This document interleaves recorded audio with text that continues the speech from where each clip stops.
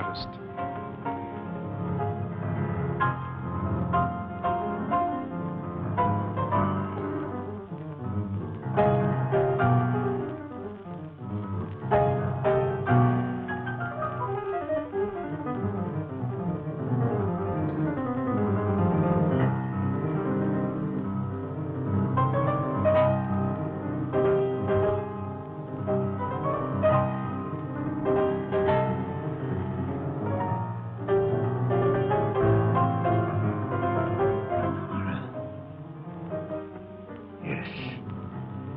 Living image of her.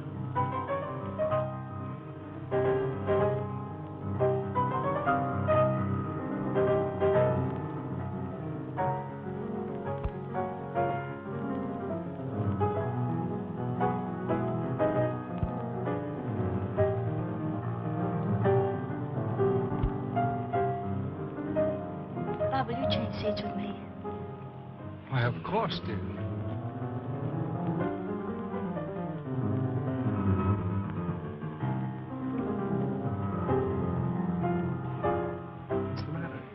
Nothing, but that man in the next box keeps staring at me.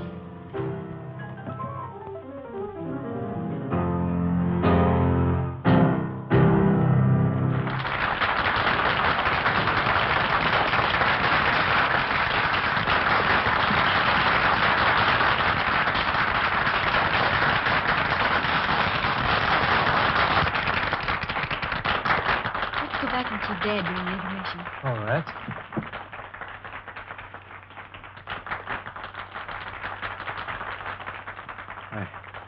It is like seeing the dead return to life. I must know who she is. That can do no good.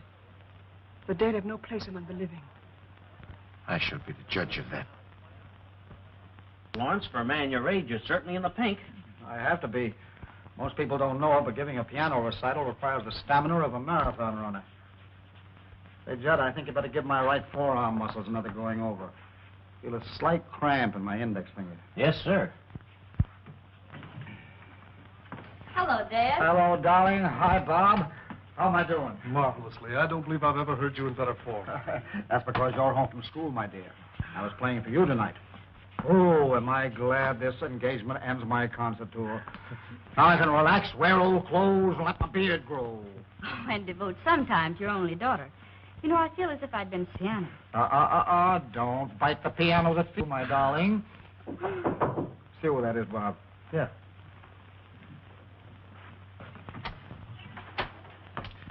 This gentleman would like a minute with Mr. Lawrence. Just a moment. Dr. Igor Markov is waiting to see you. Igor Markov? I don't know the man. I'll tell him to write me for an appointment. No, wait a minute, Bob. I've got a few minutes. Let him come in. My dressing gowns yet?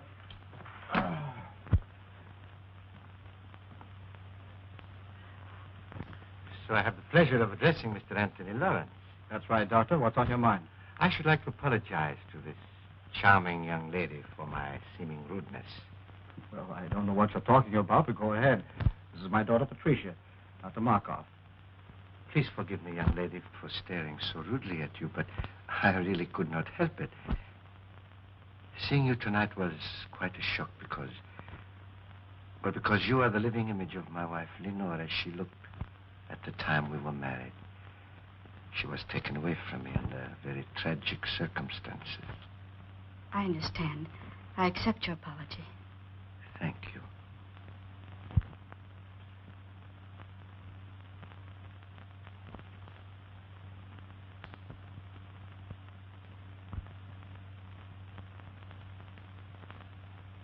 This will always remain an unforgettable moment in my life. Thank you. Auf Wiedersehen. So nice to have met you. I always appreciate the privilege of meeting a great artist. Thank you, Doctor. And good night. Good night, sir.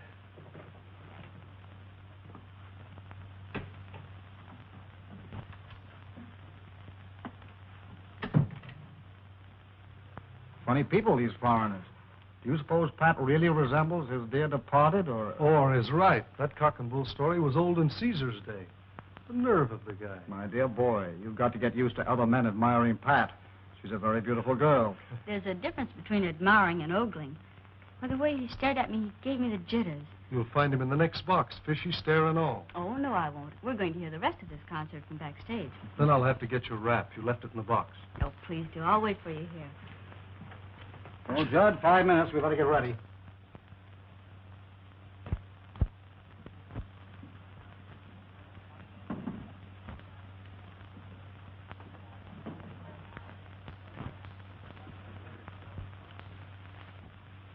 It seems that the great Dr. Markov failed to make a favorable impression. Temporarily, yes. But there will be many opportunities in the future. Besides, the doorman was not averse to accepting a little gratuity and gave me all the information I needed. Igor, I've risked my life for you. I've kept your secret all these years. Does all this mean nothing to you? Don't I mean anything to you? Because of your knowledge of my work, I need you as an assistant. You have never meant anything more, and you never shall. Keep that in mind.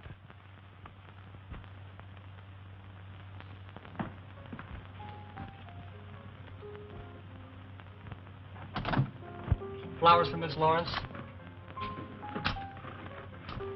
Sign, please. Thank you.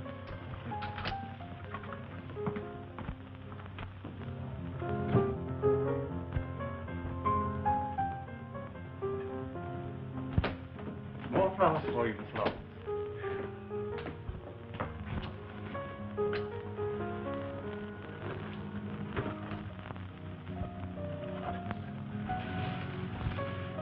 Flowers, flowers, flowers. Morning, noon, and night. The man must be crazy. Keeps on, I'll hate the sight of him. Have Williams take those to the children's hospital. Right away, miss.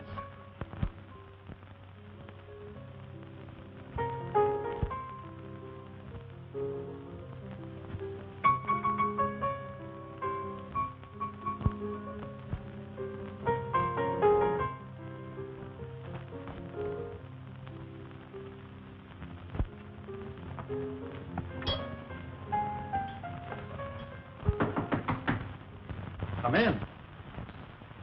Dad, you've just got to make Dr. Markov stop pestering me. First it was flowers 3 times a day, and now he's sending notes with them. And look, I can't stand any more of this. You've just got to make him let me alone. Well, the man must be out of his mind. I never heard of such presumption.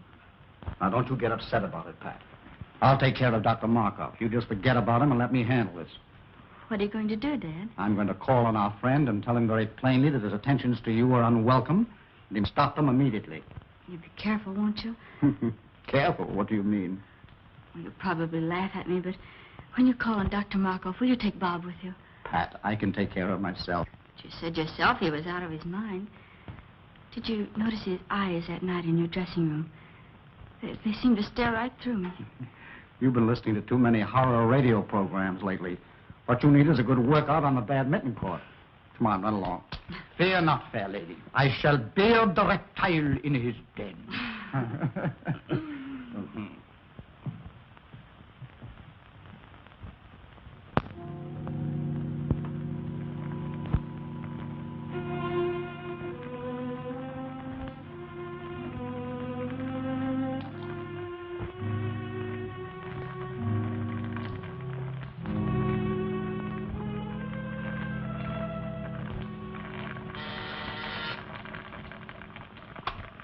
Yes?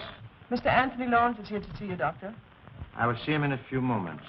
Oh, and Maxine, you had better relieve me. I'm making a new batch of X-54, and it requires constant watching. I'll be right in, Doctor. The doctor will see you in a few minutes. Won't you be seated?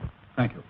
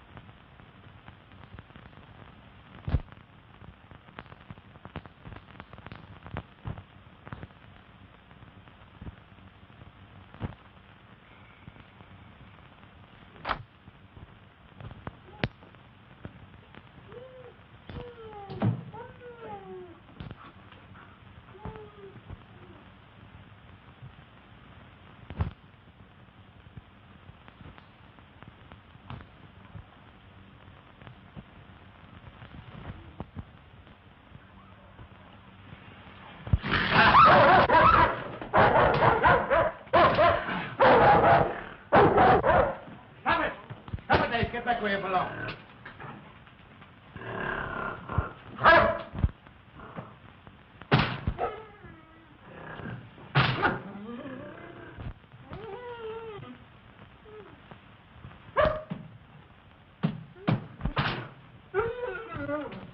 I wish you'd get rid of that brute. He's always hated me, and I'm deathly afraid of him. Oh, don't be a fool. He's perfectly safe in that cage. How could he harm you? It is silly. Besides, he's very essential to my work. Now, when that concentrated pituitary boils dry, turn off all the burners. Add some elixir, place it in 4 cc ampoules, and refrigerate them. Yes, Doctor. Watch it closely. See that it continues to boil, but very slowly. Now I must go and talk to Mr. Lawrence. I cannot leave him waiting any longer.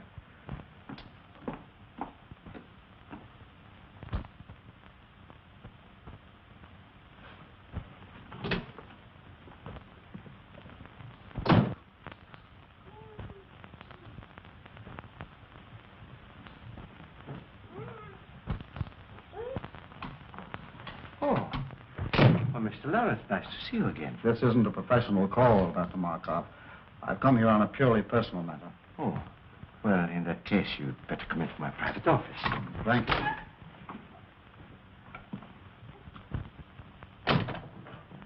Won't you sit down? I'll remain standing, if you don't mind. Oh, as you wish. I'll get to the point very quickly, Dr. Markov. I've come here in regard to my daughter, Patricia. Ah, yes, a lovely young woman. And that's beside the point. She doesn't welcome your attentions. I'm forced to ask you to stop annoying her. I'm afraid you're being very insulting. Your persistence has left me no other choice. I've already explained my deep interest in your daughter. Perhaps you thought I was lying.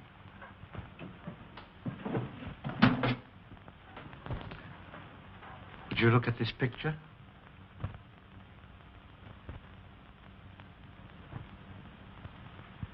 What if there is a resemblance? That doesn't give you the privilege of annoying her. But I am going to marry her. Ma?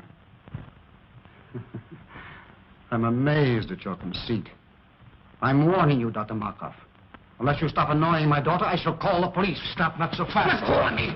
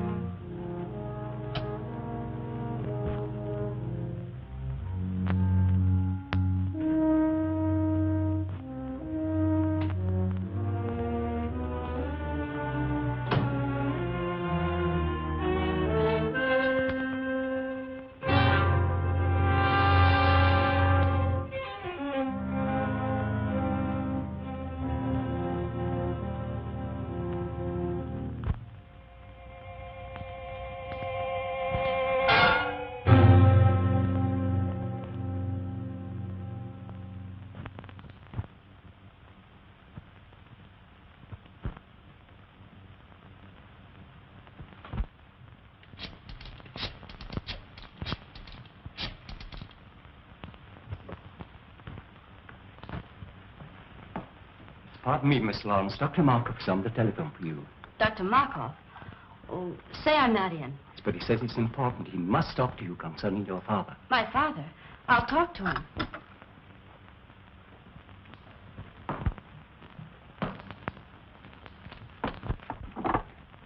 Hello? Yes, Miss Lawrence speaking. Oh, Miss Lawrence, your father has had a slight attack of vertigo. Yes, he's here in my office. It was probably brought on by overwrought nerves. I was wondering if you had not better come and get him. Is he well? No, not seriously. However, scarcely able to drive his own car.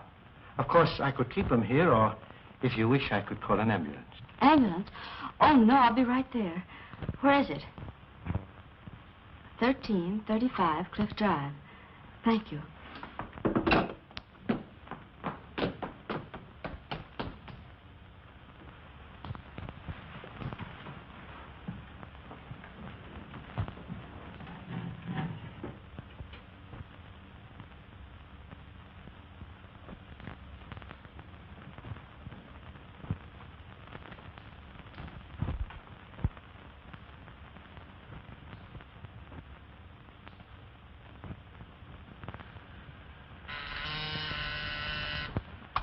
Yes, Doctor?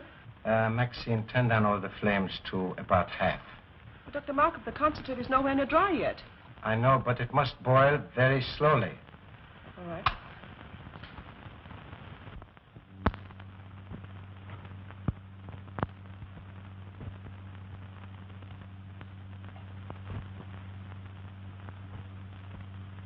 So you see, Mr. Lawrence, nobody having witnessed our encounter, I am perfectly willing to keep it a secret. Of course, if you desire to say something about it, I will admit that you threatened me with violence, and I was forced to protect myself. It is simply a case of your word against mine.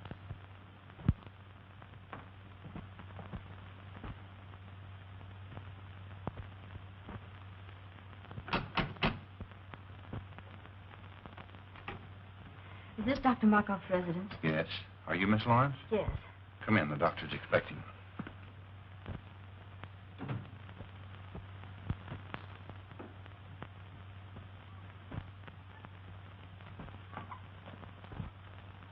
Father, how do you feel?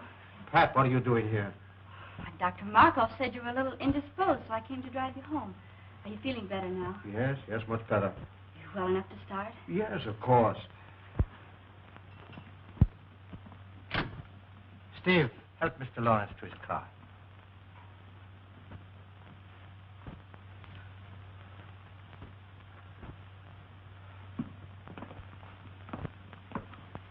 Miss Lawrence, may I have a word with you? Yes. I think that your father would bear watching. If you notice him developing certain symptoms of... Well, if you notice him acting strangely, I would strongly advise you persuade him to see his doctor. I'll remember. Thank you. You're welcome.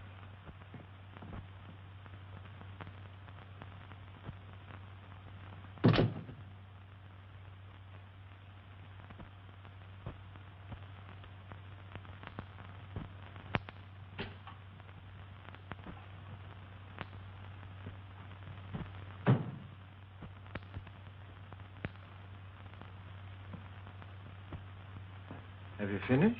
Yes, I did exactly as you told me. Why are you working on a Formula X54? I thought you were satisfied with X53. Not quite. I have succeeded with X53 in arresting the disease acromegaly. But it will do no more than hold it in check. Come, I will show you.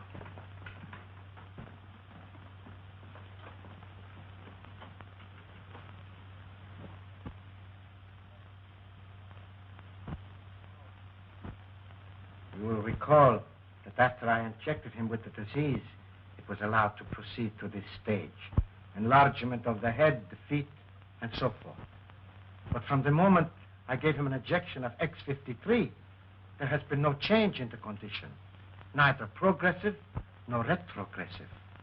I have every reason to hope that this new formula will prove to be a complete cure for the disease. Think what it will mean to have the power to control a dread disease like acromegaly. The only living man to have such power. And why are you the only living man to have such power? You know why. Yes, I do. And you're not even a doctor. You stole the name and laboratory notes from the man you killed. He deserved to die. And his death made it possible for me to escape from Europe as the real Dr. Markov. And reap the rewards earned by another man with years of work and study. What I took from him was small repayment for what he tried to take from me. The love of Lenore, my wife, the woman I worshipped.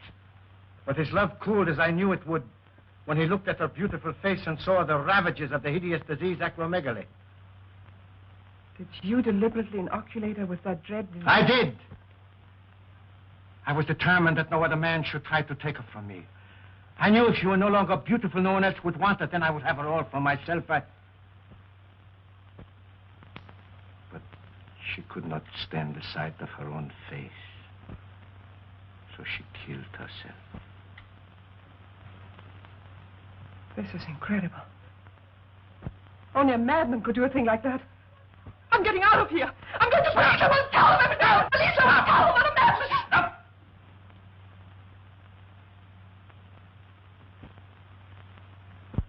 You are going no place. You are going no place. Go to your room. Stay there.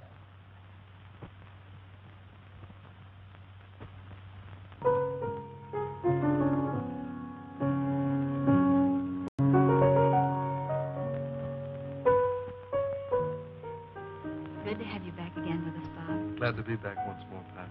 It's no fun being away from you. I do wish you didn't have to spend so much time out of town. If I didn't, your father would probably get himself a new business manager. You know, it's chiefly on his business I'm away so much. I know. Bob, do you think you could book Father for a series of summer concerts? Pat, what are you talking about? If you knew the heavy schedule I booked him for next season, you'd want him to have a good rest. Oh, I do, but he can't seem to rest. I don't know what's gotten into him. He seems to have so much energy. He just can't seem to work it off. Well, let's hope it keeps up. But he can't, Bob. Do you realize that he's up at 6 every morning? That he walks practically all day long? That I can't get him to go to bed at night? Sometimes I awaken at 2 or 3 in the morning, and he's still playing his piano. That's not normal at his age.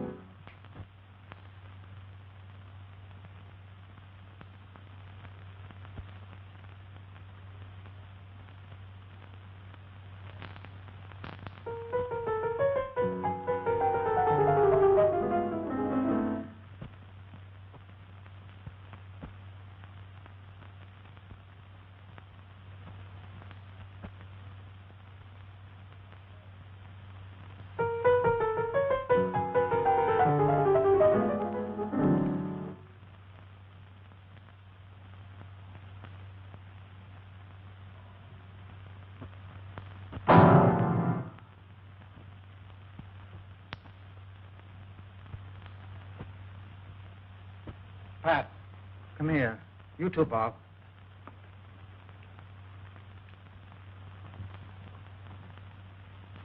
Doesn't it look as if my fingers were thicker?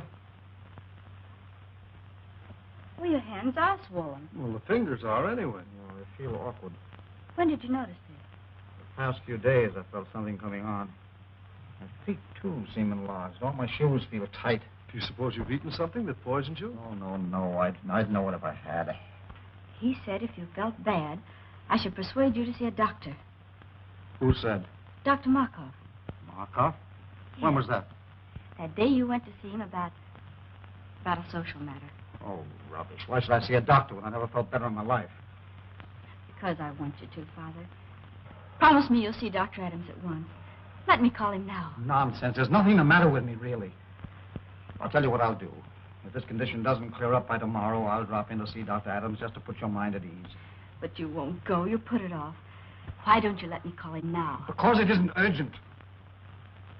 Anyway, right now, I feel like going out for a walk. But you've been walking all day. I can't help it. I feel restless and full of energy.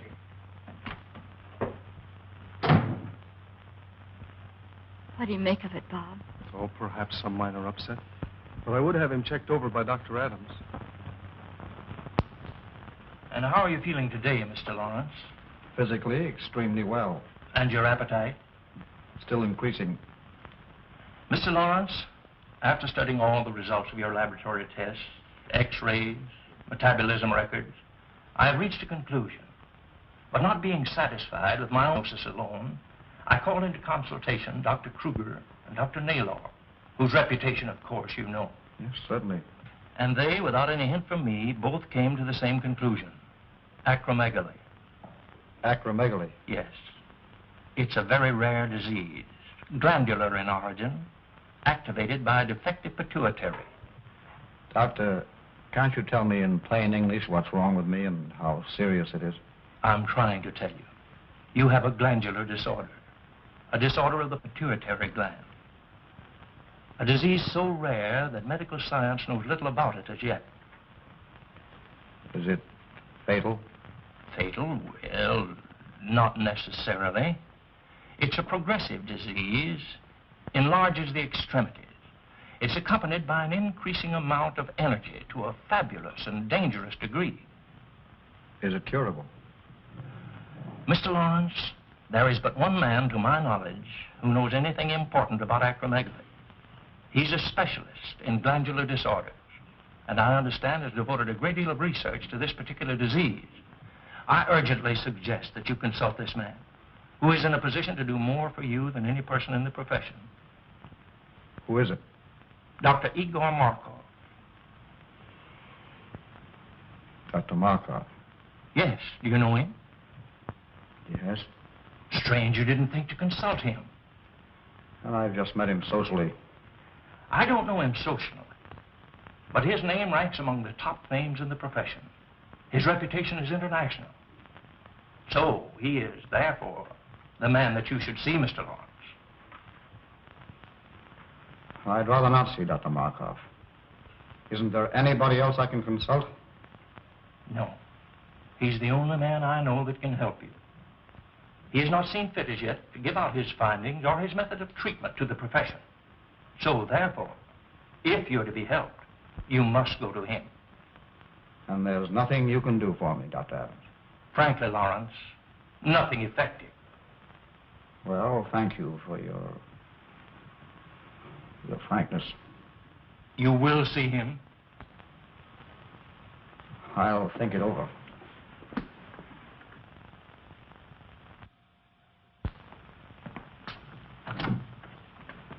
Hello, Stack. Is Miss Lawrence in? Oh, how do you do, Mr. Blake? I tell Miss Lawrence you're here. Bob, darling, I'm so glad you're back.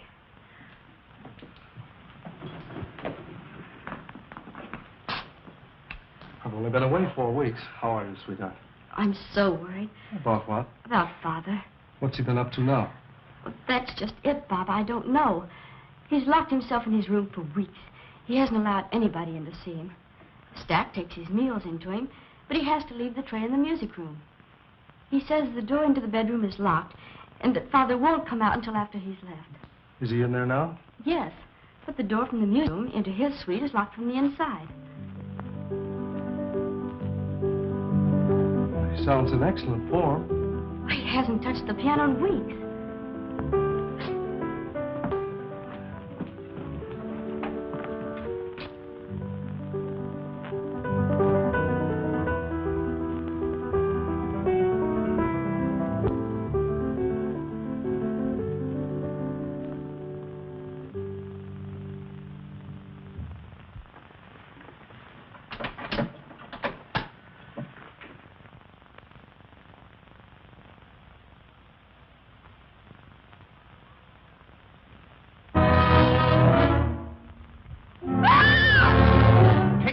Blake, take her out of here, quick!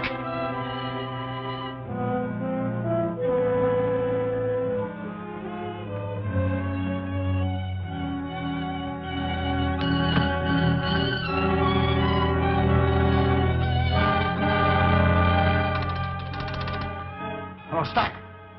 Have William bring my car around to the side entrance immediately and leave it there. I'll drive it myself. No.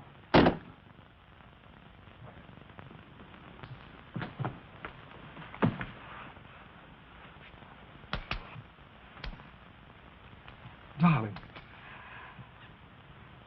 Easy, darling. You fainted. Bob, did you see what I saw? What are you talking about? Did you see his face? His head. It was so large. It's your imagination, darling. The lights in there were strange, that's all. No, Bob, no.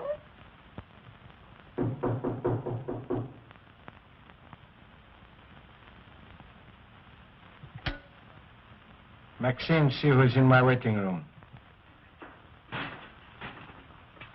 Maxine! Maxine, are you there? Maxine! Maxine! Maxine!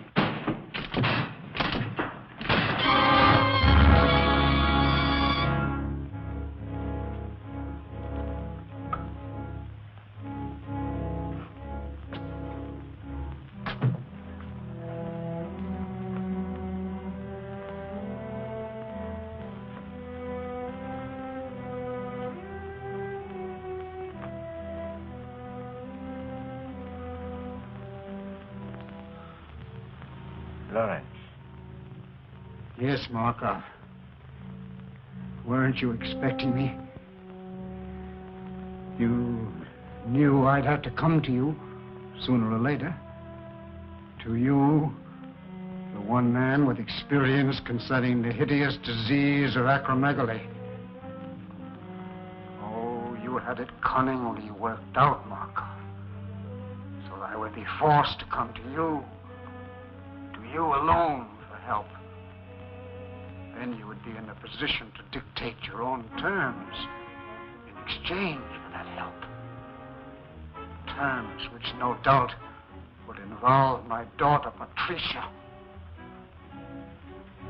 Oh, you were clever, Markov.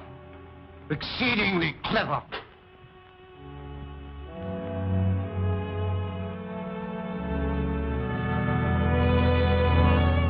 As the only man with sufficient knowledge of the disease, not only to alleviate it, but to infect a person with it, you hold a decided advantage.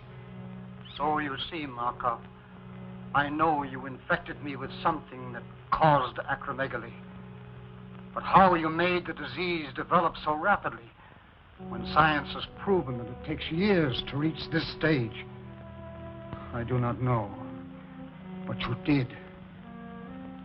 And now, Markov, I've come to you as you knew I must, to make terms. I've come to make terms. No, Lawrence, you overestimate my control of the disease. I've made an extensive study of it. Yes, that is true. But after all, I am only an apprentice. Yes, the devil's apprentice. Markov, you have set yourself up as a Frankenstein and created a monster. I am that monster. But if you remember, the monster destroyed the man who created him. That is what I'm going to do to you. Destroy you! Good work, Steve. Put him on that chair while I prepare an anesthetic. Kirby began this evening. But I must put my mind at rest. Can't you take my word for it, Pat? I'm sorry, Bob. In this case, I can't. It's locked. You see, he doesn't want to be disturbed. But I must see him. Oh, not tonight, Pat, please. In the morning, perhaps. I'll tell you what. I've got to see him in the morning on some business. And as soon as I've finished, I'll send for you. How's that? Well, make it early. I can't have this hanging over my head. I know, dear, and I'll make it just as early as I can. Now, how about getting some rest for yourself? You look exhausted. Oh, I suppose I do, but I can't help it. You look lovely to me, dear. But you do need rest. Now run along. Sleep well. I'll try. Good night. Good night.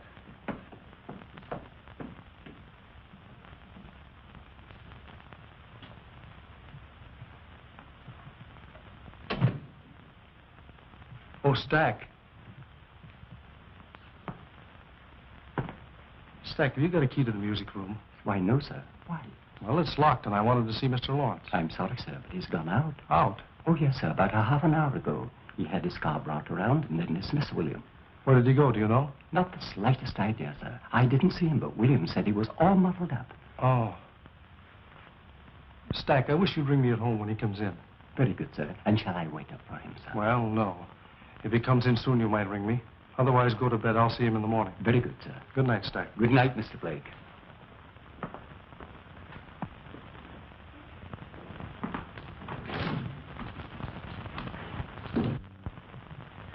Put him in the room of the surgery in the east wing.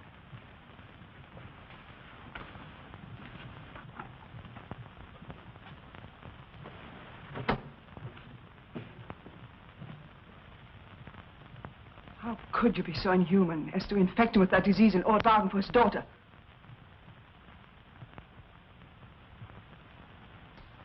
Who gave you that idea? You left the dictograph open. I heard every word that was said. Forget what you heard. It does not concern you. I'll not forget. If you don't give up that insane idea of marrying Patricia Lawrence, I'll tell the truth about you. You would not dare. Oh, yes, I would. Does this mean that I have completely lost your loyalty? You speak of loyalty. You don't even know the meaning of the word. You seem to forget all the things I've done for you. I've even risked my life for you, hoping that you might realize how much I love you, that someday you might return that love. But no. All I meant for you was just someone to help you attain your own selfish aims. I'm tired of it.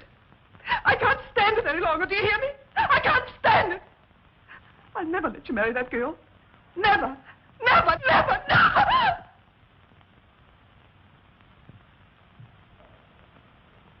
Maxine, you heard nothing.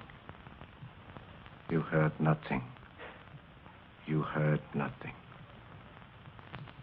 Now go to your work.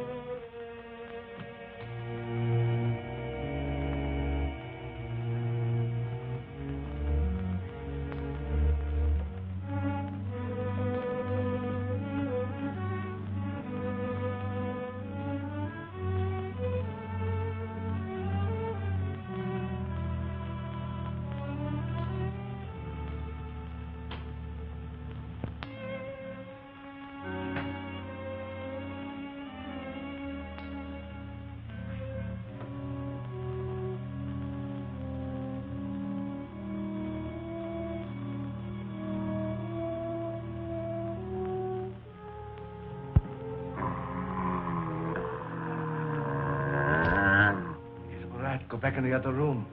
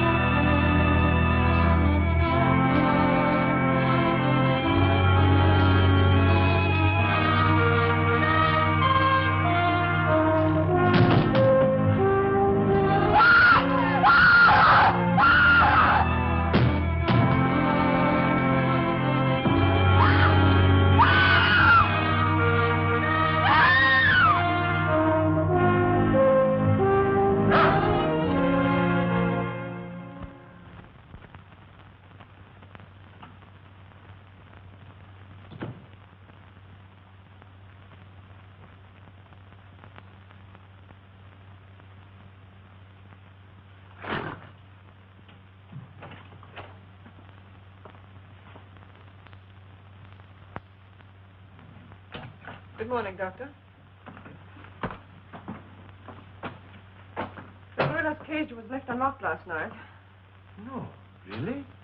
Why, he could have killed somebody.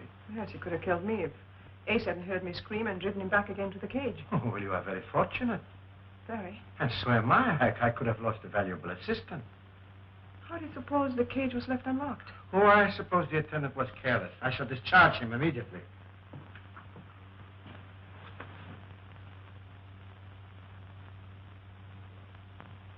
Look, Doctor. It's normal. You've discovered a cure. Maxine, it is marvelous. Maxine, this is great. Do you know what it means? It means that I can ask my own price. I can... Yes. Oh, by the way, Maxine, I have a special prescription I want filled at Handcuff and Groves. You will go and see to it yourself personally.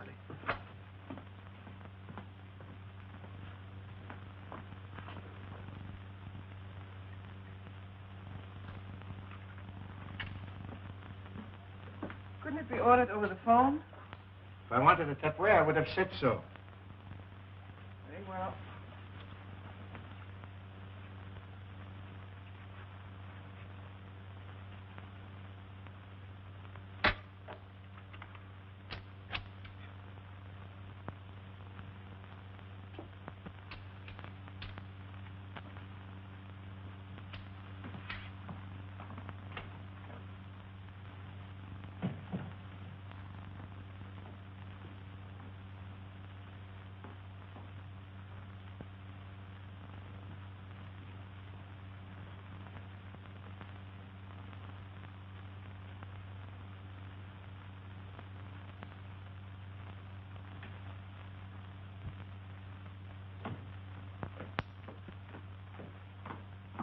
Good morning, Mr. Ack. Good morning, Miss Lawrence.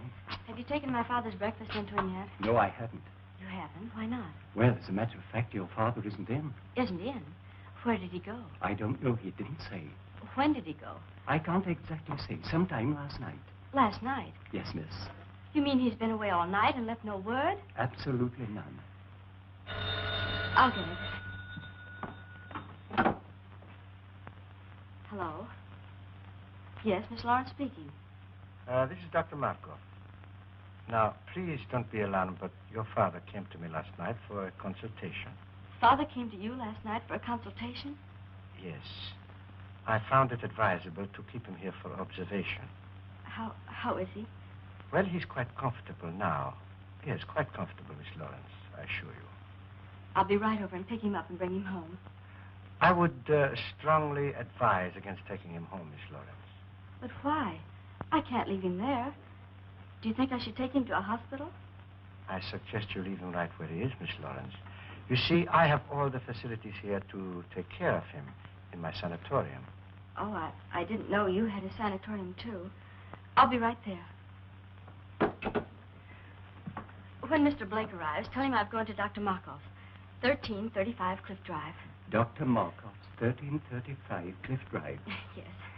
Very well, miss.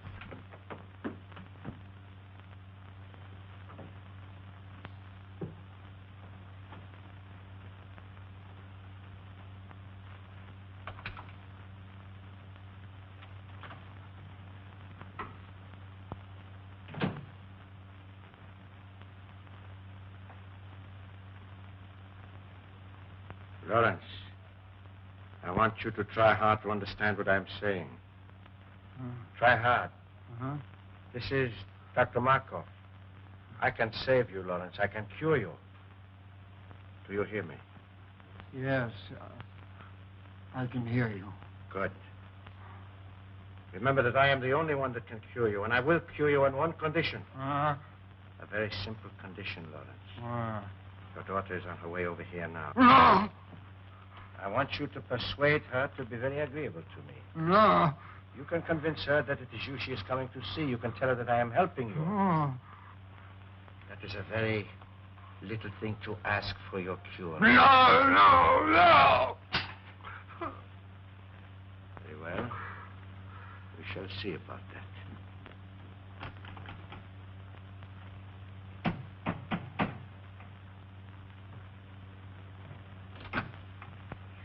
Dr. Markov, please. Come in. Dr. Markov wants you to wait in there.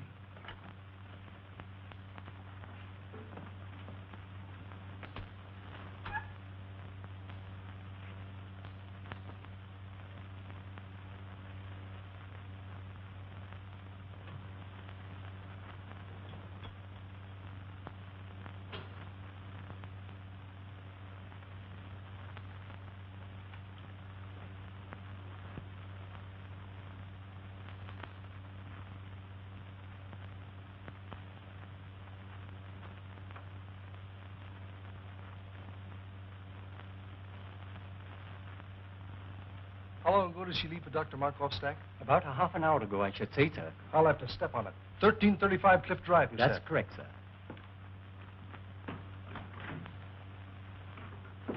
I do not have to cure you, Lawrence, because nobody knows I have discovered the cure.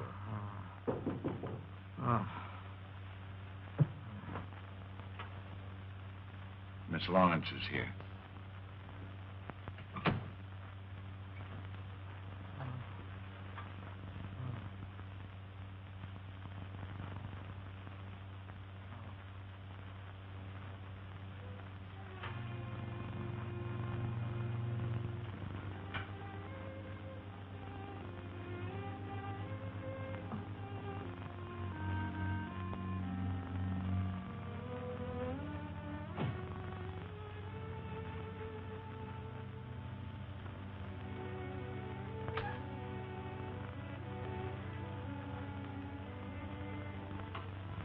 Miss Lawrence.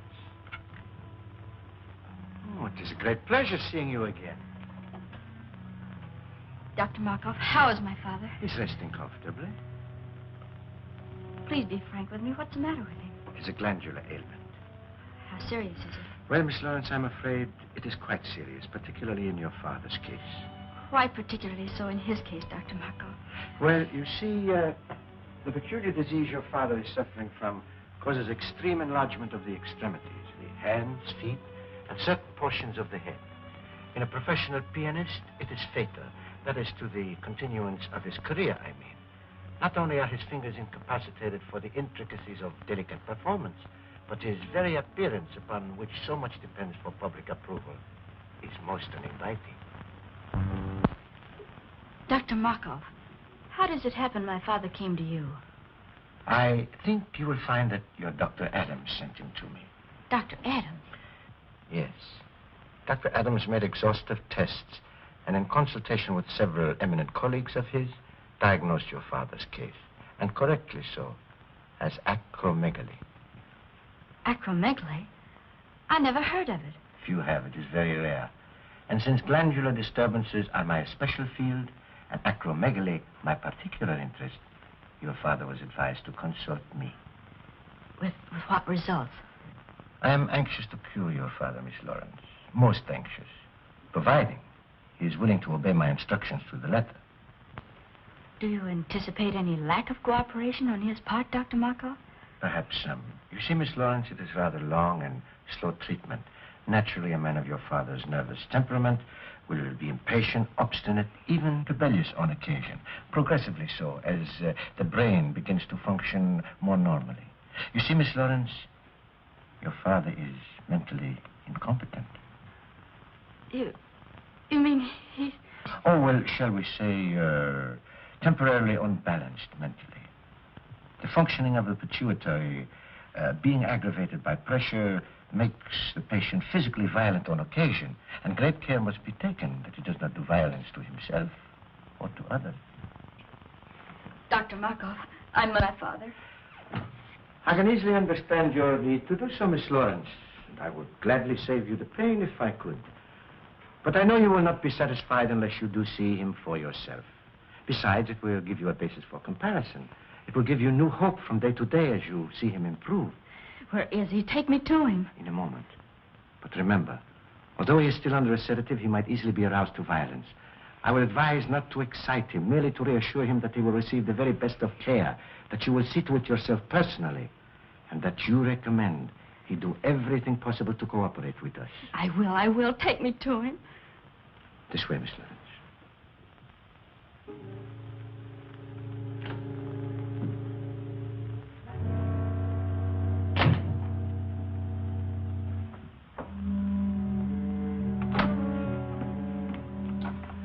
you know what to do.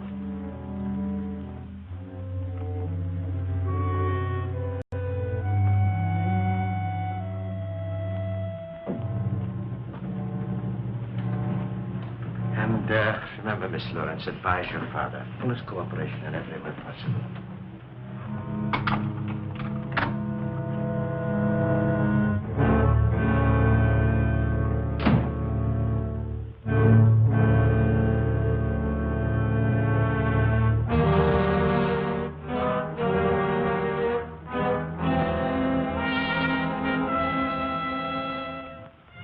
How ghastly.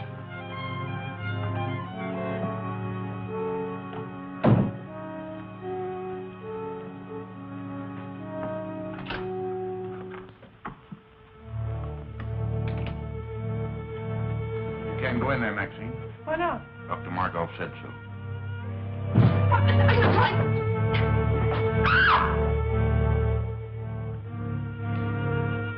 Father, speak to me. It's Pat.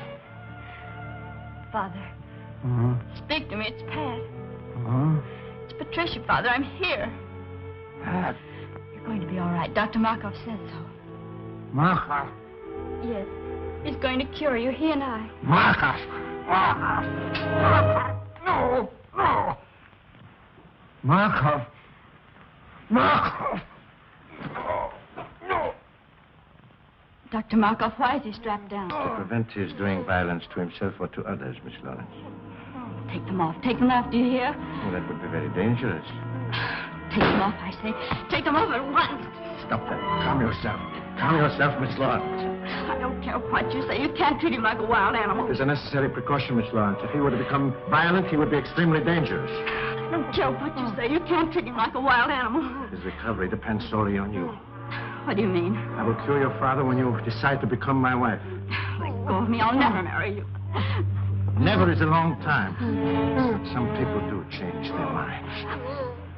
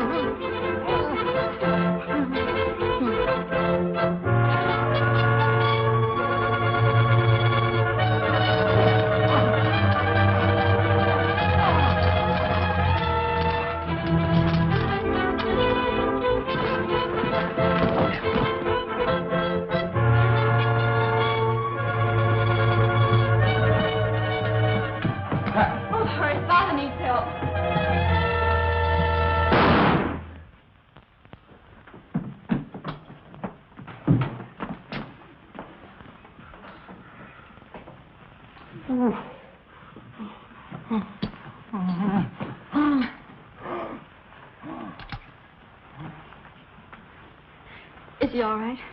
Yes, he's just fainted.